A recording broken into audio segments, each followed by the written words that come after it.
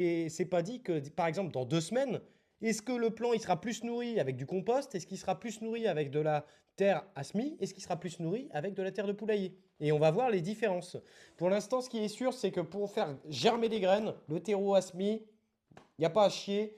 C'est le meilleur, c'est là où ça germe le plus vite. Maintenant, est-ce que est-ce que ça va, est-ce que le terreau Asmi a assez de nourriture? Est-ce que ça vaut le coup en fait d'acheter son terreau Asmi? Est-ce que ça vaut le coup de dépenser de l'argent pour ça? Alors que bah, si tu attends un jour de plus, et ben en fait bah, t'auras avec de la terre de poulailler par exemple, bah, tu auras le même résultat. Donc c'est ça que je veux faire comme expérience. Donc en fait on me propose beaucoup d'expériences comme ça. Ouais, en 3 jours, ouais, parce qu'on les a fait quand? On les a fait, c'était quand les 10K? C'était dimanche, lundi, mardi, mercredi. On est jeudi aujourd'hui? Voilà. Donc mercredi, hier soir, ils commençaient à pointer leur bout de leur nez. Et puis bah là, tu vois, là, c'est le compost est en retard. Mais là, ça est en train de lever, là, c'est en train de lever. Et donc en fait, bah là, j'ai enlevé la cloche.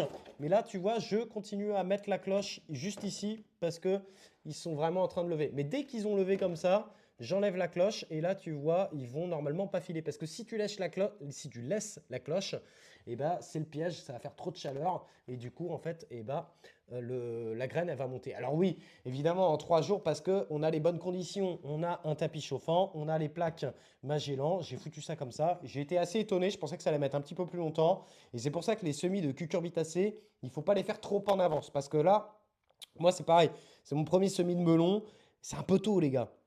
Parce que vous voyez, ça germe en 3 jours.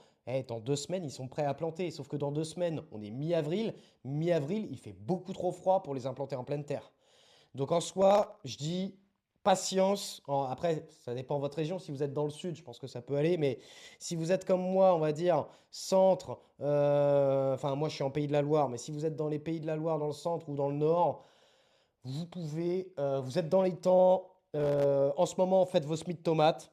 C'est le dernier moment par contre pour faire ces semis de poivrons, ces semis d'aubergines. C'est le dernier moment. Et pour les concombres, pour les melons, pour les courges, pour les courgettes, vous pouvez largement attendre enfin, 2 semaines.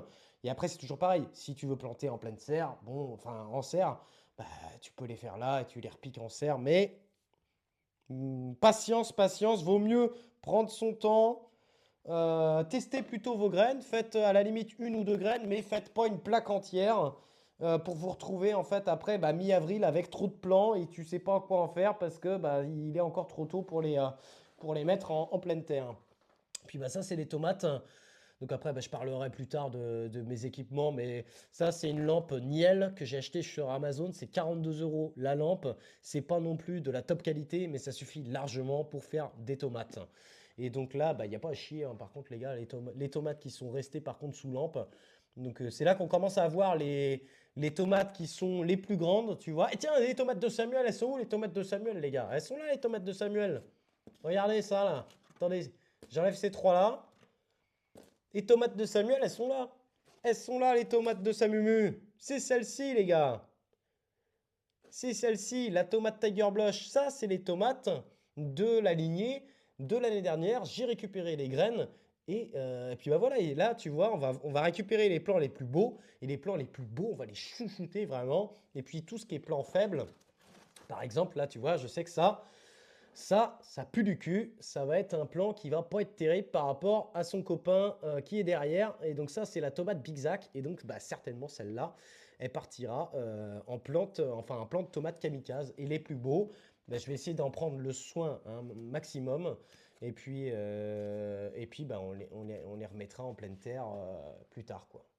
Mais là, ça permet, on voit déjà qu'il y a des tomates qui se portent mieux que d'autres, ainsi de suite, en fonction de la variété. Donc voilà.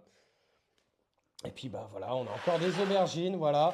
Voilà, voilà, j'ai un petit ventilo. Donc on n'est pas non plus sur un système, alors j'ai un système de minuteur et tout. On n'est pas sur un système de pro, les gars, mais mon but c'est juste de montrer aux gens qu'on peut se débrouiller avec des petits trucs, tu vois. C'est pareil, ça c'est tout con, les gars. Ça c'est quoi? C'est une tente qui a été achetée chez Action l'année dernière. La tente, elle a dû coûter, allez, grand max 10 balles. Ensuite, là, j'ai une lampe qui m'a coûté 50 balles. C'est une lampe horticole. Elle est différente des autres. Mais avec ça, les gars, j'ai réussi tous mes semis de salade sans souci, hein. Tu vois, si tu vas avoir un petit peu plus de chaleur, hop, tu enlèves, tu descends ça. Tu vois, impeccable. Et regardez, Ce que j'ai fait, je manquais de place.